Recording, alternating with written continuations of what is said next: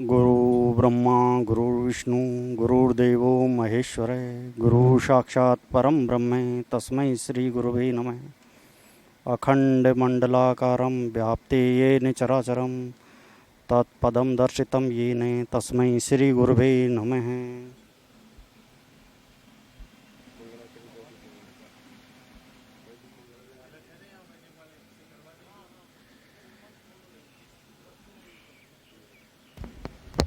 हरि ओम। स्वस्ति न इंद्रो वृद्धश्रवाः स्वस्ति नः पूषा विश्ववेदाः स्वस्ति नस्तार्क्ष्यो अरिष्टनेमिः स्वस्ति नो बृहस्पतिर्दधातु। क्या करना?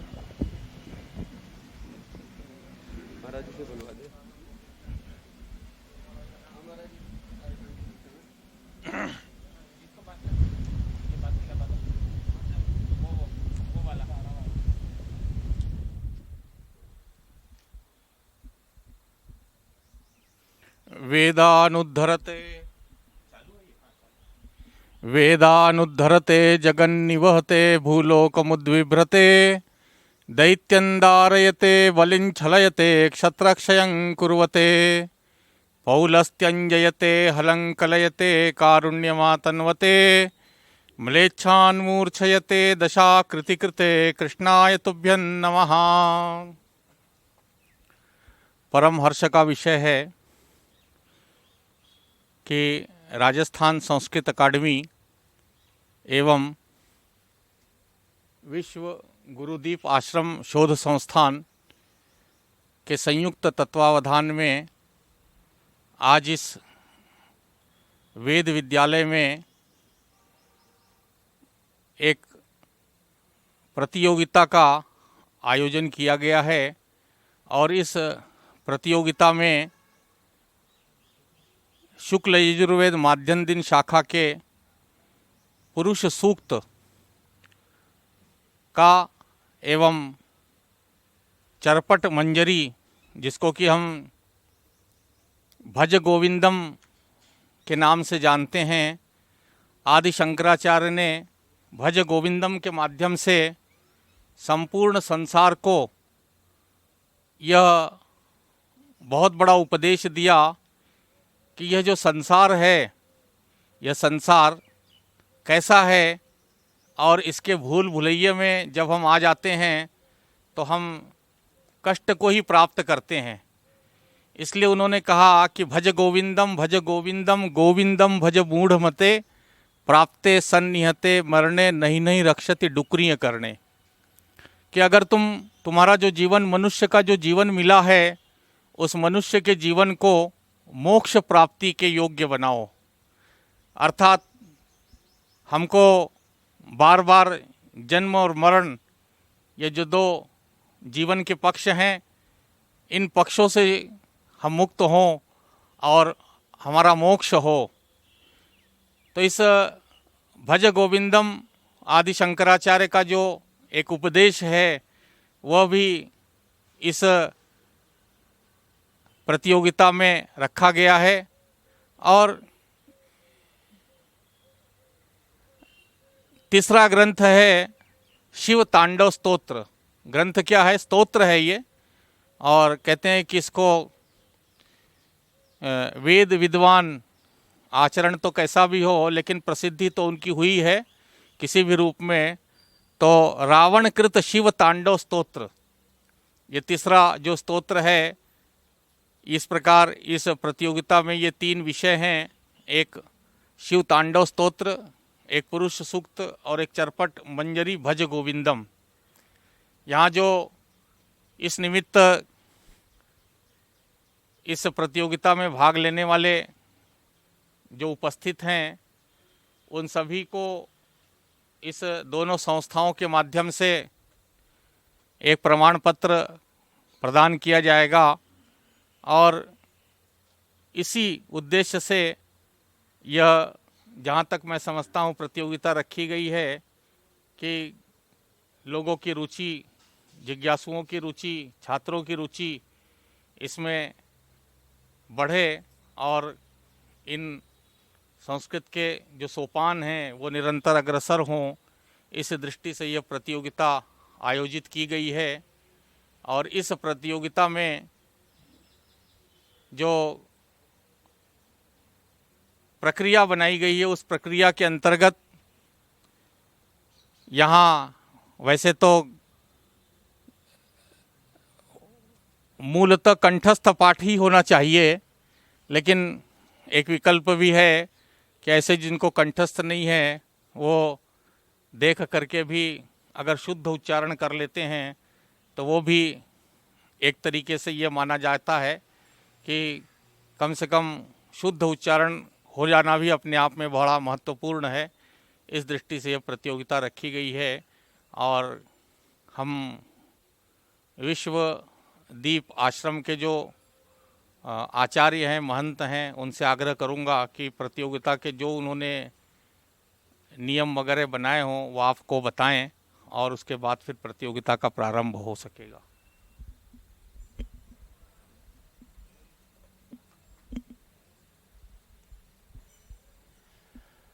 ओम गुरुर्ब्रह्मा गुरुर्विष्णु गुरुर्देवो महेश्वर गुरु साक्षात परब्रह्म तस्मै श्री गुरवे नमः।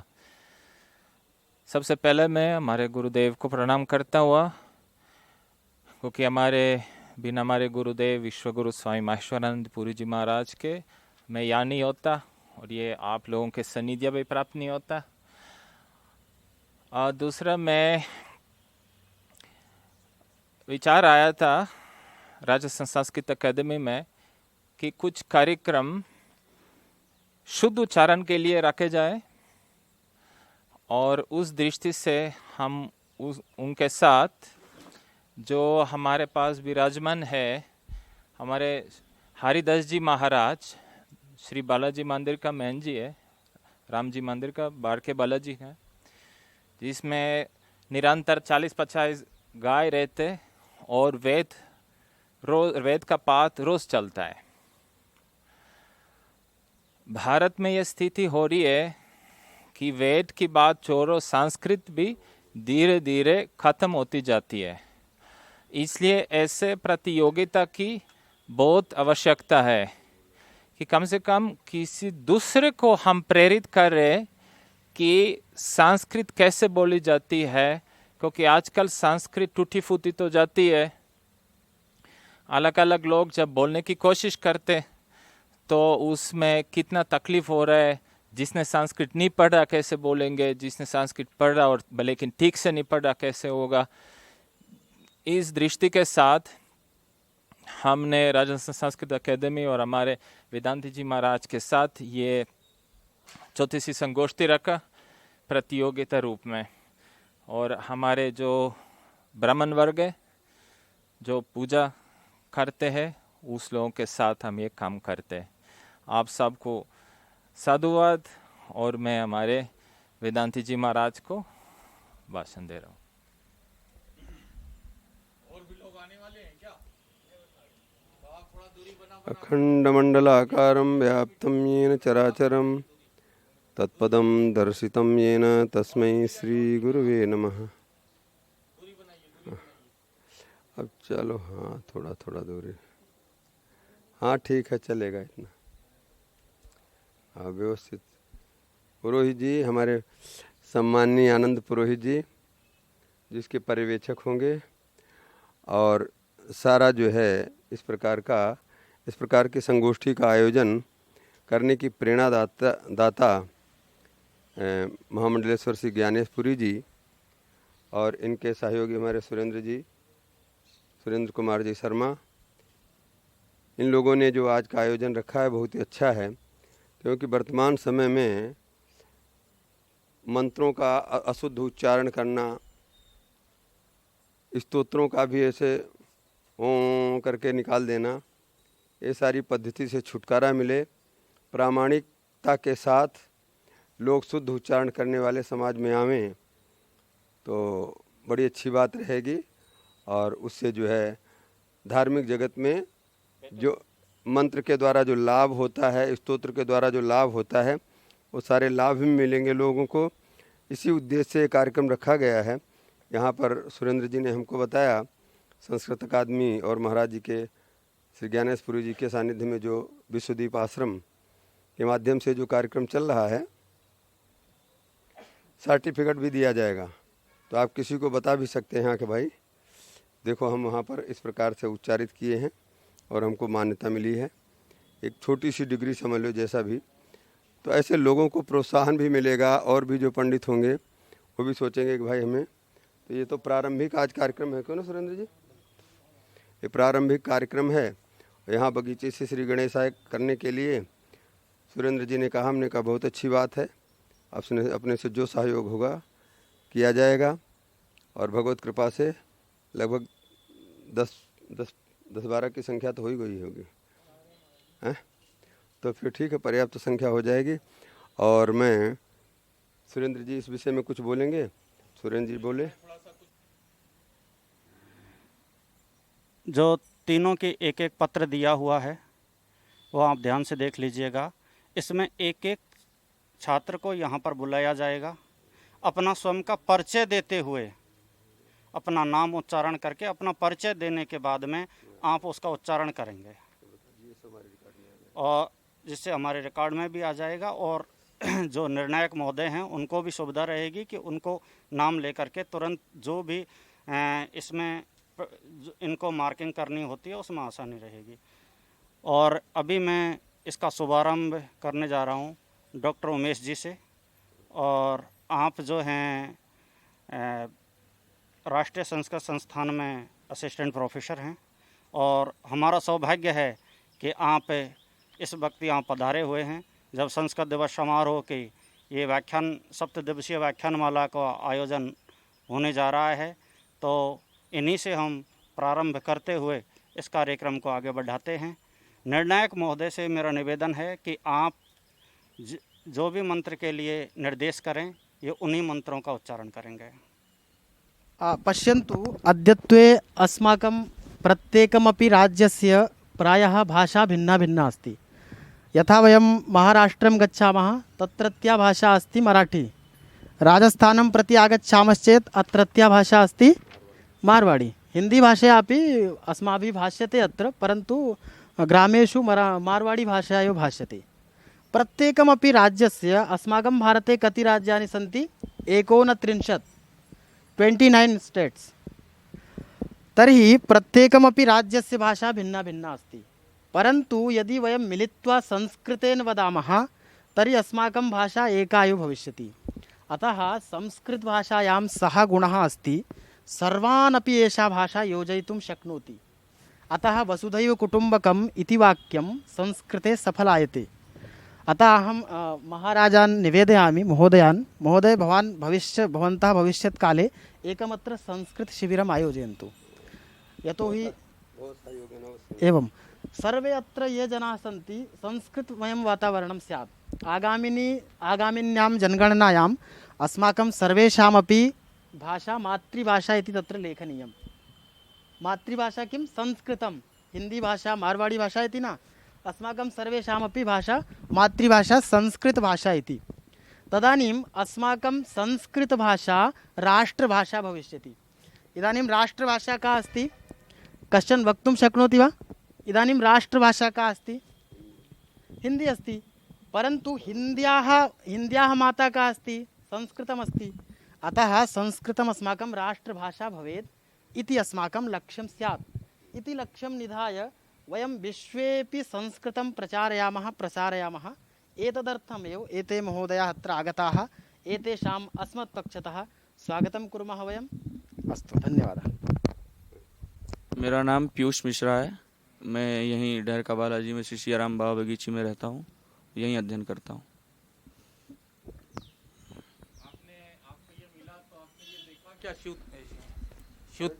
शिव तांडव स्तोत्र में कितने श्लोक हैं? 11। ये तो आप पहला पन्ना देख रहे हो, देखो और पलट के देखो उसको। 17। कितने हैं? 17। और आपने क्या कहा? 11। तो पहले ही बार में आप फेल हो गए। चलिए आप अब ऐसा करिए, 11वां श्लोक बोलिए। भगवान शंकर की जो संख्या है एकादश रुद्राः द्वादशादित्याः। तो आप श्री पहले ही प्रतियोगी हो, आप एकादश नंबर का जो श्लोक है वो बोलिए। श्री गणेशाय नमः। जयत्वदभ्रविभ्रमभ्रमद्भुजंग मश्वश दिनिर्गमत् क्रमस्फुरत् करालभालहव्यवाट् धिमिद्धिमिद्धिमिद्धिमिद्धिमिद्धिमिद्धिमिद्ध्व नन्मृदंग तुंगमंगल ध्वनिक्रमर प्रवर्तित प्रचंड तांडव शिव। चलिए आपका हो गया परीक्षण, मैं दूसरे में ले लेता हूँ।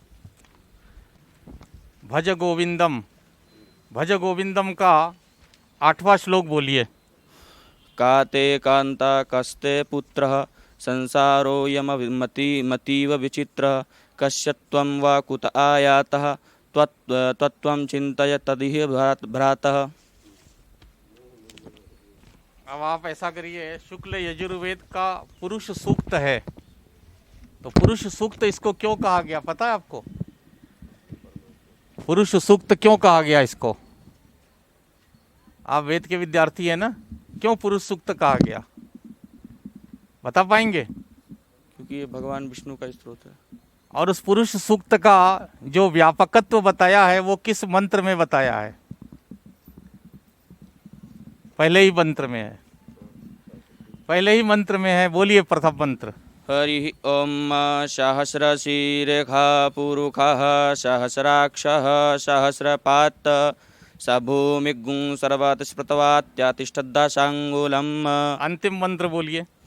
जगनेन जगनमय जन्त देवास्तानि धर्माणि प्रथमान्यासन्न तेहनाकं महिमानः सचन्त जत्र पूर्वे साध्याः सन्ति देवाः। ठीक है, जाइए। गोविंद शरण जी की शिव तांडव स्तोत्र, इसका इस स्तोत्र का जो नाम है इसका क्या वैशिष्ट्य है? शिव जी के भक्त रावण ने भगवान शिव को प्रसन्न करने के लिए अपने मन से इसका प्रादुर्भाव किया था। इस स्तोत्र के रचयिता थे रावण, तो इसलिए इसको शिव तांडव स्तोत्र। चलिए आप ये बोलिए, जटा कटा।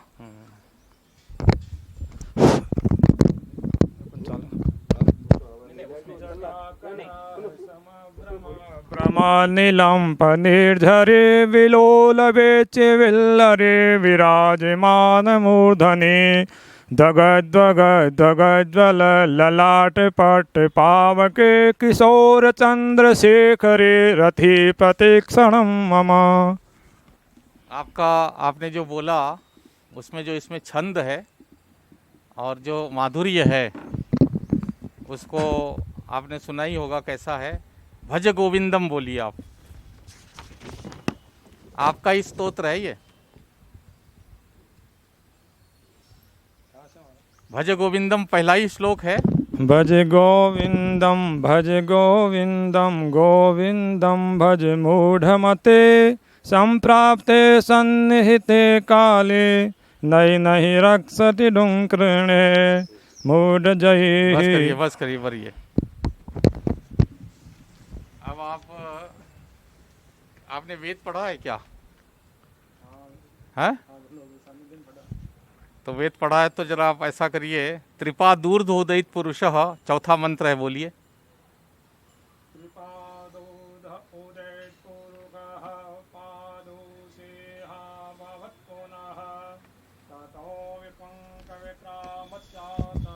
नसने अभी। ठीक है। भारद्वाज। रमेश भारद्वाज। हाँ बोलिए। रमेश भारद्वाज है जी। तो रमेश का क्या अर्थ होता है? रमा प्लस ईश। हाँ, ये तो छंदी विच्छेद हो गया। अर्थ क्या है? लक्ष्मी का पति। अच्छा, कौन सी संधि है रमा प्लस ईश में? चलिए छोड़िए, जाने दीजिए। आप ये बताइए कि ये जो शिव तांडव स्तोत्र है इसमें आपको बहुत अच्छा श्लोक कौन सा लगता है, जो आपको उच्चारण करने में बहुत सरल हो, शुद्ध कर सके उच्चारण? यहाँ लिखा हुआ है शुद्धोच्चारण। आप सारे श्लोकों में से कोई ऐसा श्लोक बोलिए जिसका आप शुद्ध उच्चारण कर सकें। कोई भी बोल दीजिए जो आपको, हमने आपको चॉइस दे दी 17 श्लोकों में से। तो सभी आपको बहस करते रहते हैं। बोलिए बोलिए, कोई नहीं, बोलो।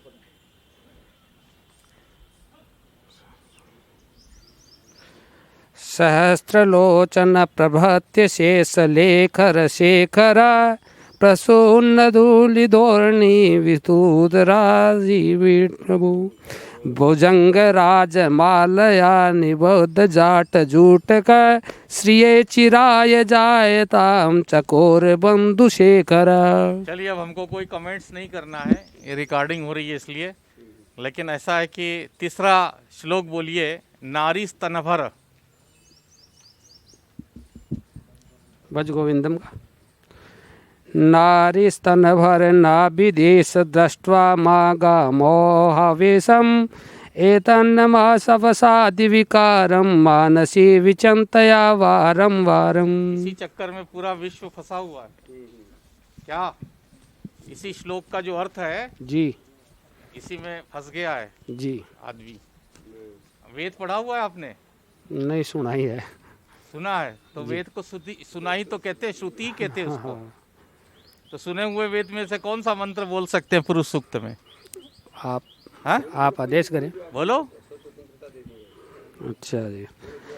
तस्मादस्वा अजायन्त ये केचो भयादता गावो है जगरिरे तस्मा जाता अजावयः। चलिए, क्या क्या थोड़ा सा अर्थ बता सकते हैं इसमें? क्या बताया? नहीं बता पाएंगे? आचार्य किया है ना आपने? नहीं किया है। चलिए ठीक है, बताइए। तो अपना क्या है? मनीष कुमार शर्मा। हाँ, शिव तांडव स्तोत्र का पहला श्लोक बोलिए आप। जटाटवी गलज्वलत् प्रवाह पावतस्थले गलेवलम्बिताम्बुजंग तुंग मालिकां डमड्डमड्डमग् मन्निनादमर्वयं चकार चंद्रतांडवं तनोतु नः शिवम्। अब ये क्या है? ये जो प्रतियोगिता हो रही है ना, ये प्रतियोगिता आपकी पूरी जो उच्चारण की समीक्षा कर रही है कि आपको कितना उच्चारण करने आता है। आप जो है इसको पूरा अभ्यास करो भाई। क्या? बालस तावत बोलो, बालस तावत। 7वां श्लोक भज गोविंदम का।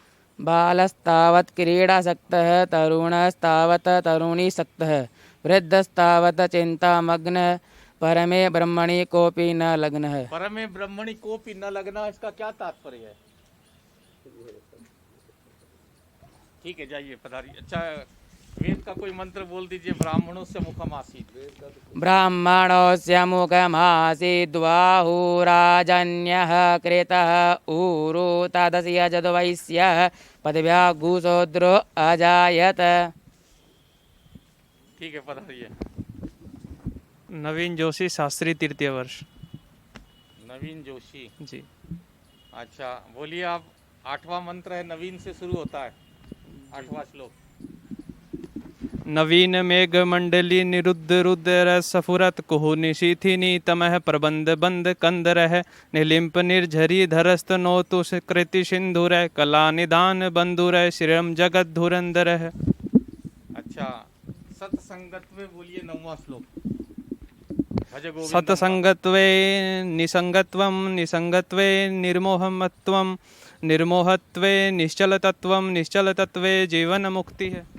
चलो, यत् पुरुषेण हविषा बोल दो। 14वां श्लोक। कौन सा? 14वां। यत् पुरुषेण हविषा देवा यज्ञमतन्त्वत्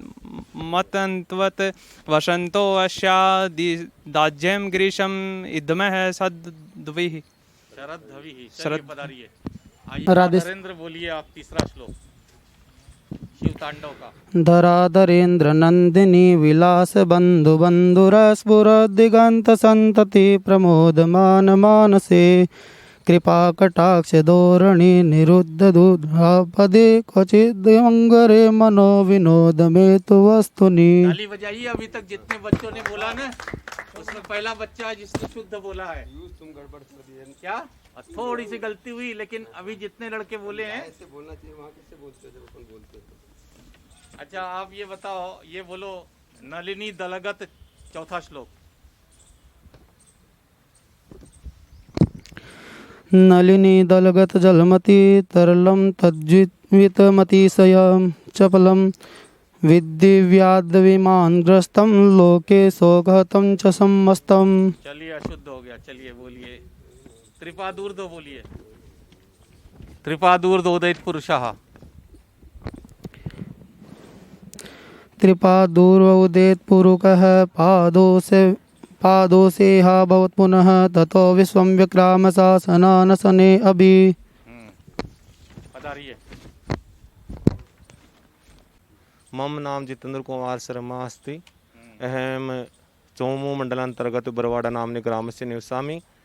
वर्तमान समये अहम विद्यावारिधि जगत गुरु रामानंदाचार्य संस्कृत यूनिवर्सिटी मध्ये क्रियते। चलिए आपने अपना परिचय दिया है, तो आपको मैं एक श्लोक बताता हूँ, वो अशुद्ध न बोलिए आप। आपने परिचय तो अपना बहुत लंबा चौड़ा बता दिया है। जी। क्या? 9वां श्लोक बोलिए। प्रफुल्ल नील पंकज। पहले खांसी आने लगी आपको? नहीं। प्रफुल्ल नील पंकज प्रपंच कालिम प्रभा वलंबिकांड कंदल लोचरे प्रकंदरम स्मरच्छिदम पुरच्छिदम भवच्छिदम मखच्छिदम गजचिदांत कचिदम तमंत कचिदम भजे अगर्वसर। पहले श्लोक में जो 2 पंक्ति बोली आपने, उसमें 10 गलतियां थी। फिर से बोलिए। प्रफुल्ल नील पंकज प्रपंच कालिम प्रभा वलंबिकंठ कंदले रुचि प्रबंध कंदरम स्मरच्छिदम। बस करिए। आपने उसको पढ़ा जो है, आपने जो परिचय दिया, इसलिए मैंने आपको अनुभव कराया। क्या कि आप अगर अपना परिचय देते हैं आचार्य का, तो अशुद्धि एक भी नहीं होनी चाहिए। काते कांता बोलिए। 14वां श्लोक भज गोविंदम का। काते कांता कस्ति पुत्रः इसके हिसाब अतीव विचित्रः। अरे गलत चले गए आप। इसके 14वां काते कांता शुरू तो किया आपने सही, चले गए कहीं और। नहीं महोदय, वो ऊपर भी इसमें 8वां नंबर का भी। काते कांता धनगत चिंता वातुलम किम तो नास्ति नियमता त्रिजगति सज्जन संगति रेका भवति भवानवतरणैनौका। बोलिए शुद्ध, फिर से शुद्ध बोलिए। काते कांता धनगत चिंता वातुलम किम तव नास्ति नियमता त्रिजगति सज्जन संगति रेका भवति भवानवतरणैनौका। संतुष्ट हैं इससे? इस श्लोक से आप संतुष्ट हैं? हम किम वदिष्यामि। हम नहीं संतुष्ट हैं। चलिए आगे चलिए। एक मंत्र बोलिए आप। सप्तास्यासन। सप्ताशासन वारिदय स्त्रीः सप्तसमिदः क्रीडाः देवा जगनियं धन्यवाना अवदनन् बुरुकं वसुम्। आपने आचार्य की डिग्री के का जो वर्णन। हाँ बोलिए। जटाटवी।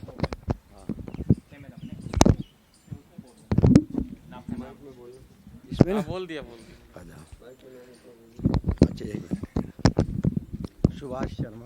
सुभाष शर्मा।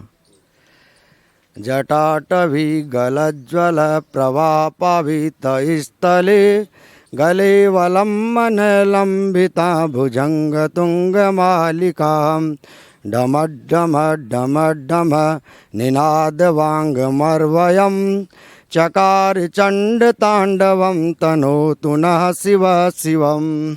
बस करिए। आप क्या करते हैं? मैं पूजा पाठ करता हूँ। ऐसे अगर आप बोलेंगे पंडिताई में तो कैसे काम चलेगा? हैं? मंत्रो हीन स्वरतो वर्णतो वा मिथ्या प्रयुक्तो न तमर्थमाह। इसलिए आप जब भी पंडिताई में जाएं तो ये प्रयास करिए कि वेद है, वेद मंत्र हैं तो सस्वर होना चाहिए, और स्तोत्र है तो कम से कम वो शुद्ध उच्चारण होना चाहिए। अब आप बोलिए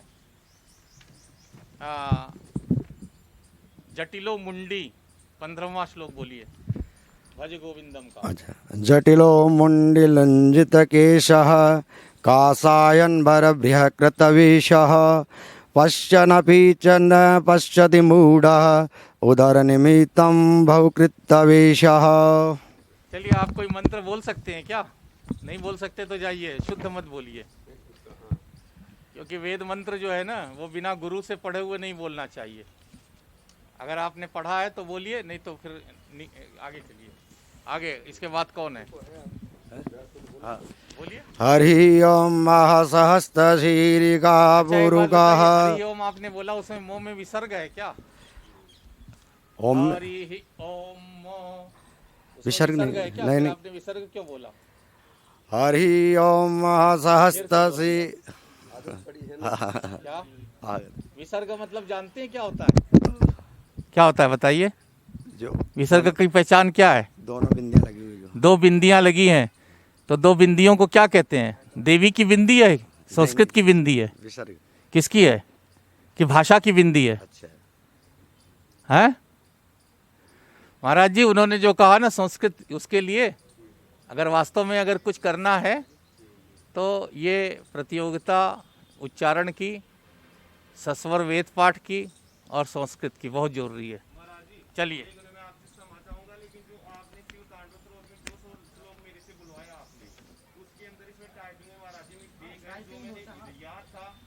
चलो चलो चलो चलो, ठीक है ठीक है।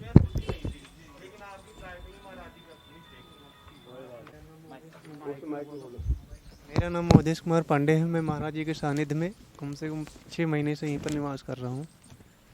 आप अपना परिचय दे रहे हैं तो मेरा नाम बोलने की क्या जरूरत है जी? है क्या आवश्यकता है बताइए? मम नामो क्या जरूरत है? निरर्थक है। तो इसे में किसी का नाम बोल देंगे। मम नाम, मेरा नाम अवधेश। अवधेश किसका नाम क्या बोलेंगे? चलिए चलिए चलिए, कौन सा बोलना है बताइए? दूसरा श्लोक बोलिए। कौन सा? शिव तांडव का? जय नारायण। जटाकट समभ्रमन् निलम्पनीरनिर्झरी विलोलवीच विल्लरी विराजमानमूर्धनि धगद्धगद्धगज्ज्वलल्ललाटपट्टपावके किशोरचन्द्रशेखरे रतिः प्रतिक्षणं मम। चलिए इसमें से कोई श्लोक बोल दीजिए आप, भज गोविंदम में से जो आप अच्छा बोल सकते हो उसको बोलिए। अग्रे वन्नी, चलिए 17वां बोल दीजिए। अग्रे वन्नी पृष्ठे भानु। अग्रे वह्नि पृष्ठे भानुः रात्रौ च बुक् समर्पित जानुः करतलवेक्षस्तरुतलवासा तदप्नमुञ्चत् व्यासा पाशः। कोई श्लोक बोलेंगे आप? मंत्र बोलेंगे? हाँ मंत्र बोलेंगे कोई? कौन सा बोलना है? तदा विराड जायत विराज अधिपूरकः सजात अत्यरिक्षत पश्चात भूमि मत पुरः। महाराज जी जिनकी परीक्षा हो गई उनको छोड़िए ना, इनको बैठने दीजिए, तो नए आ रहे हैं, उधर बैठ जाएंगे ये लोग। जिनकी हो गई है वो छोड़ दो। केंद्र कुमार शास्त्री। एक तीनों में से एक बोल दीजिए आप तो। हरि ओम सहस्रचीरिका पुरुषः सहस्राक्षः सहस्रपादः सभूमिगुं सर्वतस्त्रपितातिदशाङ्गुलम्। तांडव में से बोल दीजिए।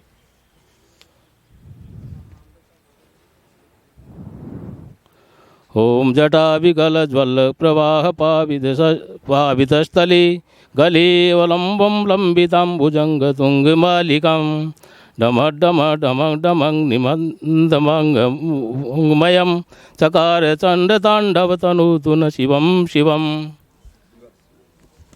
एक और बोल दीजिए, भज गोविंदम का बोल दीजिए। भज गोविंदम भज गोविंदम भज गोविंदम भज मूढ़मति संप्राप्य सन्निहिते काले नई नई रक्षति डुंगीकरणी। बहुत सुंदर। वहाँ बैठिए आप, अभी आपको सर्टिफिकेट मिलेगा। और महाराज जी की तरफ से क्या क्या व्यवस्था है वो भी आपको जानकारी मिलेगी। जटाटवी गलज्ज्वल प्रवाह पावित स्थले गले वलम्ब्य लम्बितां भुजंग तुंग मालिकां डमहड डमहड डमहड डमहड निनादवड्डमर्वयं चकार चंड तांडवं तनोतु नः शिव शिवं जटाकटाह। बस बस बस बस बस आप वो दूसरा एक श्लोक बोल दीजिए। गुरु चरणाम्बुज 32वां श्लोक, भज गोविंदम का 32वां श्लोक बोल दीजिए।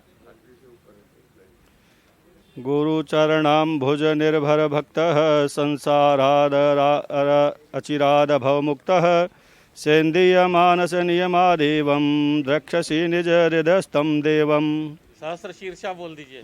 हरि ओम सहस्रशीर्घा पुरुगः सहस्राक्षः सहस्रपादः स भूमिगुं सर्वतिस्मत्वा तत्त्रिदशाङ्गुलम्। बहुत सुंदर। आप कौन है? आ जाइए। दौलतपुरा, विलेज दौलतपुरा। ठीक है ठीक है। आप ऐसा करिए, 5वां श्लोक बोलिए। सहस्र लोचन प्रभृति। सहस्त्र लोचनम। पांचवा शिव तांडव का। तांडव सबसे नीचे वाला। सहस्त्रलोचन प्रभत्ते शेषलेख शेखर प्रसन्न धूल धोरणी विदूसरांगी पीठभू भुजंग राजमालिया निबद्ध जाट जूटक श्रिये चिराय जायताम चकोर बंधु शेखर। बहुत सुंदर। आप 8वां श्लोक बोल दीजिए। वालस्तावत नहीं, काते कांता। इसी का भज गोविंदम का। भज गोविंदम का 8वां श्लोक। काते कांता कस्ते पुत्रः। काते कांता कस्ते पुत्रः संसारो अयम तीव विचित्रः कस्य त्वं वा कुतः आयातः त्वं चिन्तय तदीयवात्रः सदसंग। ये जो तीनों रखे हैं ना आपने मूल, इसका अर्थ भी होता ना तो ज्ञान हो जाता। बहुत महत्वपूर्ण ये तीनों चीजें हैं।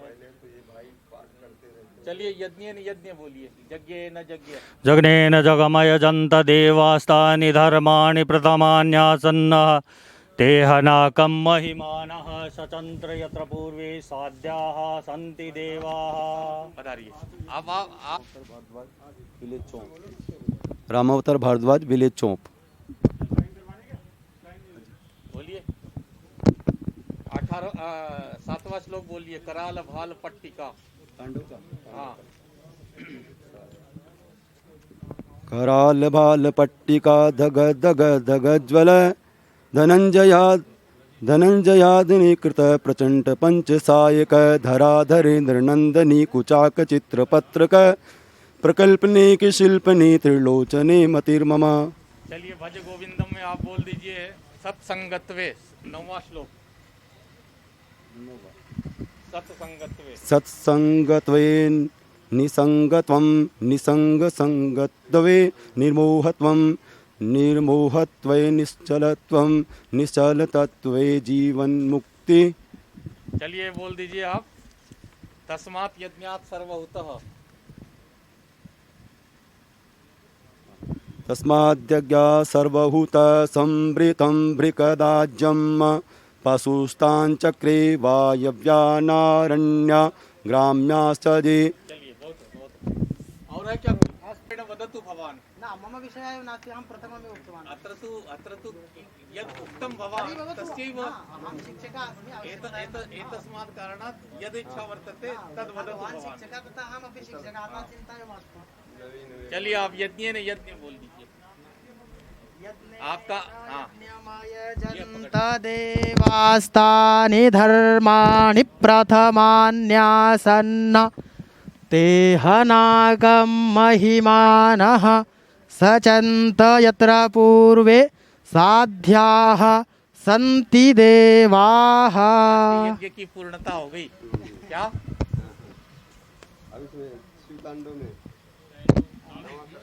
हाँ शिव तांडव में महाराज जी बोल रहे वो बोल दीजिए। प्रफुल्ल नील पंकज प्रपंच कालिम प्रभा वलंबी कंठ कंदलो रुचि प्रबंध कंधरम स्मरच्छिदं पुरच्छिदं भवच्छिदं मखच्छिदं गजच्छिदान्धकच्छिदं तमन्तकच्छिदं भजे। अब आप ऐसा करिए कि भज गोविंदम का आप एक श्लोक बोलिए और पुनरपि जननं पुनरपि मरणं पुनरपि जननी जठरे शयनम इह संसारे भवदुस्तारे कृपया पारे पाहि मुरारे। आपको जो है आपने सभी की जो है ना पूर्णाहुति कर दी। ये हैं डॉक्टर उमेश जी हैं, तो आप सभी से निवेदन है कि करतल ध्वनियों से आप इनका उत्साहवर्धन करें। और आज का ये कार्यक्रम बहुत जल्दबाजी में रखा गया। आपको मैं विश्वगुरुदीप और राजस्थान संस्कृत अकादमी की तरफ से बहुत धन्यवाद देता हूँ, आभार व्यक्त करता हूँ कि आप महाराज जी ने जैसे भी शॉर्ट टाइम में बुला करके और ये कार्यक्रम अपना जो भी है संपन्न कराया। और इसका उद्देश्य सिर्फ इतना है, इसमें किसी को भी अपने ऊपर लेने की या किसी और तरीके की आवश्यकता नहीं है। जो हमारे विषय विशेषज्ञ हैं, अपने घर के हैं, महाराज जी हैं, सब के सानिध्य में हम सिर्फ इतना सा चाहते हैं कि हमारी संस्कृत के प्रति लगाव, रुचि, उच्चारण और इसको आगे बढ़ाने का जो दायित्व है वो सब हमारे ऊपर ही है।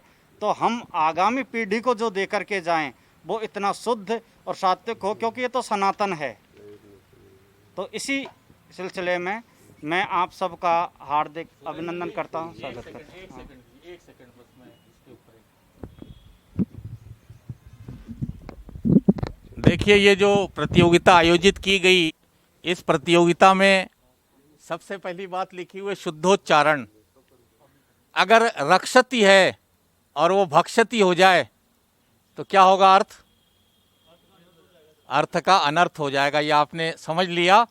तो इसलिए आप लोगों को इस प्रतियोगिता का उद्देश्य ये मानना चाहिए कि शुद्ध उच्चारण हो और अर्थ का अनर्थ न हो। संक्षिप्त रूप में इतना ही कहना चाहता हूँ। उसके बाद एक बात और है कि ये तीनों ही ग्रंथ, तीनों ही स्तोत्र और जो पुरुष सूक्त है, यह विराट पुरुष का वर्णन है, सृष्टि के क्रम में बताया गया है, ये चारों वेदों में मिलता है। तो इसलिए इस पुरुष सूक्त में जो बातें बताई गई हैं वो चिंतनीय हैं, वो ज्ञान योग्य हैं। शिव तांडव स्तोत्र में और जो शंकराचार्य की जो चरपट मंजरी है भज गोविंदम, ये अपने आप में इतनी महत्वपूर्ण है कि इसको आपको अध्ययन करना चाहिए। इसका सार्थ अध्ययन करेंगे तो आपको बहुत लाभ होगा। जयतु भारतम, जयतु संस्कृतम। महाराज जी आपके विषय, आज के इस प्रतियोगिता के विषय में महंत हरिशंकर जी वेदांती जी महाराज जो है ये बताएंगे कि इसका मूलतः क्या उद्देश्य है और आने वाले समय में इसको किस रूप में, किस प्रारूप में फिर से पुनः इसका आयोजन किया जाएगा। श्री सीताराम आगंतुक समस्त ब्राह्मण बंधुओं, कर्मकांड पारायण विद्वजनों, हमारा निवेदन है कि इतने सरल सरल स्तोत्र हैं और इसको हम लय के साथ अगर बोलेंगे ना तो कहीं त्रुटि भी नहीं होगी। बोलने में इतनी सहूलियत होगी, लय के साथ बोलने में त्रुटि नहीं होगी। अब जैसे चर भजे गोविंदम गोविंदम भजे मूढ़ मते, और भी कई रागों में बोले जाते हैं। हमारे संस्कृत का ये वैशिष्ट्य है, सारे श्लोक किसी भी राग में निबद्ध कर सकते हैं। इनको द्रुत गति से विलंबित और कैसे भी कर सकते हैं। तो एक राग से लय के साथ बोलेंगे ना तो आप लोगों को भी सुविधा होगी, बड़ा ही सरलता से शुद्ध उच्चारण होंगे। अभी देखा गया, महाराज जी भी जान रहे हैं, हम भी जान रहा हूँ भगवत कृपा से। तो इतने दिन से हम इन सब कामों में लगे हैं और ये सरल सरलतम स्तोत्र जो हम सबको लिए उपदेशक है भज गोविंदम, तो कैसे इसका उत्पत्ति हुई पता है? शंकराचार्य जी महाराज जब मंडन मिश्र की पत्नी से शास्त्रार्थ करने लगे तो वहाँ पर पराजय की स्थिति आ गई। काम सूत्रों के बारे में वो कुछ जानते नहीं थे। अगर वो तो शंकराचार्य भगवान शंकर के अवतार थे, अगर बोल देते तो प्रश्न खड़ा हो जाता, आप तो इस विषय में हैं नहीं, कैसे आप उत्तर दे रहे हैं। इसलिए सर्वज्ञ होते हुए भी भगवान शंकराचार्य जी ने परकाय प्रवेश के माध्यम से राजा के शरीर में गए और फिर अपने शिष्यों को लिख गए ये मोह मुद्गर, भैया हमारे अगर कहीं मोह में फंस जाऊं तो तुम आकर के हमको इस स्तोत्र को सुनाना, फिर हम झटित वहाँ से निकल करके बाहर आ जाएंगे। मृत राजा के शरीर में प्रविष्ट हो गए और वहाँ फिर उन्होंने जो है सारा जो कुछ सांसारिक स्थितियाँ होती हैं उनसे अवगत हुए, और रानी भी समझ गई ये तो कोई योगी ही है, तो उसने उनके शरीर को भी खुजवाने की खूब चेष्टा किया परंतु नहीं मिला। अंत में शिष्यगणों ने आकर के जब स्तोत्र सुनाया है तो शंकराचार्य जी जैसे कि जीवात्मा ज्ञानाधिकरणम तो आत्मा ही है ना, परंतु वो भी जो है संसार में जा कर के ऐसा मोह का मुद्गर पड़ा कि सब कुछ भूल गए, अपने स्वरूप को भूल गए। तो हम लोगों की तो बात ही क्या है, इसलिए हम लोगों की दिनचर्या में होना चाहिए और ये दिनचर्या में लाने का है। भगवान गोविंद का स्मरण है और बारंबार जो है एक प्रकार से चेतावनी संस्कृत का यह स्तोत्र है, तो इन सबको हम लोगों को पूरी व्यवस्थित ढंग से तैयार करना चाहिए। और कहीं भी किसी को सुनामें, हमारे महाराज जी कहा करते थे, शास्त्री जी महाराज, एक बार जो है अंग्रेज लोग आए संस्कृत महाराजा कालेज में, महाराजा कालेज जयपुर, तो बोले हमें वेद मंत्र सुनाइए। अब आज की परिस्थिति अलग है, उस समय तो भाई इनको वेद मंत्र कैसे सुना जाए, तो अनधिकारी हैं, अनधिकारियों को वेद मंत्र सुनाना नहीं, ऐसी स्थिति थी। तो वहाँ पर हाँ, वहाँ पर क्या हुआ, ये निर्णय हुआ कि गीता के ही श्लोकों को ऐसे ढंग से सुनाया जाए कि भाई ये राजी हो। अब गीता के श्लोकों को ऐसा जो है वेद मंत्रों की पद्धति से सुनाए और वो तो नाचने लगे, वो देख लिए भाई वेद मंत्र सुन लिए, राजी हो गए। तो हमारी संस्कृत भाषा, अभी हमारे उमेश जी ने कहा था, संस्कृत भाषा समस्त भाषाओं की जननी है और यही एक भाषा है, चाहे उत्तर से लेकर के दक्षिण में और पूरब से लेकर के पश्चिम में सर्वत्र एक जैसी बोली जाएगी। वहाँ जो बोलने का तरीका है एक ही होगा, भले कुछ थोड़ा सा उच्चारण में, जैसे दाक्षिणात्य उच्चारण में वेद मंत्रों का वो होए, परंतु शब्द तो वही रहेंगे। इसलिए ये हमको सबको एकत्रित करने वाली भाषा है। देश का दुर्भाग्य रहा, इसको मृत भाषा कर दिए। आज विदेशों में, विश्वविद्यालयों में इसको रख रहा, अमेरिका रख रहा है और जर्मन फ्रांस वगैरह सब जगह इसको संस्कृत भाषा को रख रहे। दुर्भाग्य हमारा कि हम लोग स्वयं नहीं जान रहे हैं। तो इसलिए भैया पांडित्य कर्म करने वालों को तो विशेषकर अपने बालकों को संस्कृत जगत की तरफ प्रेरित करना चाहिए। हमारे यहाँ वेद विद्यालय चलता है, अपने बच्चों को जो है किसी प्रकार से, हमारे पुरोहित जी बता दे, निष्कारणो वेद अध्येतव्य, बिना किसी कारण के वेद का अध्ययन करना चाहिए, सस्वर अध्ययन करना चाहिए, क्योंकि हमारा कर्म है। हम अपने कर्म से च्युत होंगे तो फिर क्या होगा, न यहाँ के न वहाँ के। ये सब आप लोगों को ध्यान में रख कर के अब उधर मत दौड़ो हैं कॉन्वेंट स्कूलों की तरफ कि हम तो कॉन्वेंट में पढ़ाएंगे, बच्चा हमारा ये बनेगा वो बनेगा। और हमारे महाराज जी जानते हैं कॉन्वेंट स्कूल क्या हैं, अनाथ बच्चों के स्कूल। आपके बच्चे अनाथ नहीं हैं, आप उनके नाथ हैं, आप उनके माता पिता हैं। और कॉन्वेंट में तो क्या करते हैं, कॉन्वेंट महाराज जी तो जानते हो इसकी इतिहास ही है। नहीं, ईसाईकरण उसका नाम ही कॉन्वेंट का हमने जो है एक से सर्च करवाया। कॉन्वेंट मतलब होता है ननों के द्वारा पालित बच्चे। नने किन के बच्चों को पालन करेंगे, जो नाजायज़ बच्चे वहाँ डाल जाते हैं और चर्च के पास में, फिर वो नने उनका पालन करती हैं। और उन बच्चों को पढ़ाने के लिए जो विद्यालय बना उसका नाम हुआ कॉन्वेंट। और उस कॉन्वेंट में आप किसी भी कॉन्वेंट विद्यालय में प्रोफेसर जो होंगे सो होंगे, परंतु एक फादर होते हैं कि अब उन बच्चों का कोई पिता भी तो होना चाहिए। तो पिता के रूप में वहाँ फादर नियुक्त हुए। और आपके बच्चे से अगर कोई पूछेगा भाई तुम्हारे बेटे का क्या नाम है, बेटा तुम्हारे पिताजी का क्या नाम है, अरे तुम्हारे फादर का क्या नाम है, तो क्या जवाब देगा, आपका नाम बताएगा क्या? आपका नाम नहीं बताया कॉन्वेंट में पढ़ने वाला, सीधा स्कूल के फादर का नाम बताएगा। तो इस प्रकार से हमको भारतीय संस्कृति इतनी उच्च स्थिति की है जिसको सारा विश्व अपनाना चाह रहा है, सारे विश्व के लोग इसकी तरफ झुक रहे हैं।